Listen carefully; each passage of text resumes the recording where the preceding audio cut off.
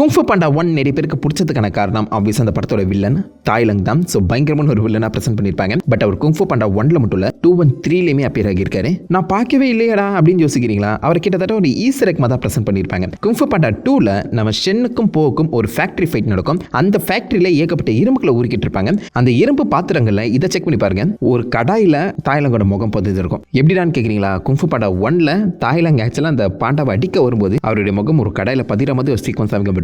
அந்த கடாயை இது வரைக்கும் ஒரு கண்டினியூட்டியோட மெயின்டைன் பண்ணி ஒரு ஈஸ்டர் எக் மாதிரி பிரசன்ட் பண்ணியிருக்காங்க. ஸ்பிளிட் செகண்ட்ல மறந்துடும், மறக்காம நெக்ஸ்ட் டைம் நோட் பண்ணி பாருங்க. குங்ஃபு பாண்டா 3ல நம்ம காய் ஸ்பிரிட் ரம்ல இருக்க எல்லாரோட இந்த சீயமே எடுத்துட்டு தான் வந்திருப்பாரு. ஸோ இந்த பக்கம் நம்ம போ ஆக்சுவலாக அந்த தாய்லங்க ஸ்பிரிட் ரம்க்கு தான் அமைச்சிருப்பாரு. காயோட இடுப்புல இருக்க அந்த ஸ்பிரிட் பால்ஸ்ல நீங்க பாத்தீங்கன்னா ஒன்னுத்துல நம்ம தாய்லங்கோட ஃபேஸ் இருக்கும். ஸோ காய் ஆக்சுவலாக ஸ்பிரிட் ரல்ம் வந்து வரும்போது தாயோட சீயமே எடுத்துட்டு தான் வந்திருக்காரு. குங்ஃபு பாண்டா 4ல இப்போதைக்கு ஸ்பிரிட் ரல்ம்ல இருந்தே நம்ம தாய்லங்க இறக்கியிருக்காங்க. ஸோ மொத்தம் 4 படங்கள்லையுமே தாய்லங் நம்மளை ஃபாலோ பண்ணி தான் இருக்காரு. நாம தான் மிஸ் பண்ணிட்டோம்.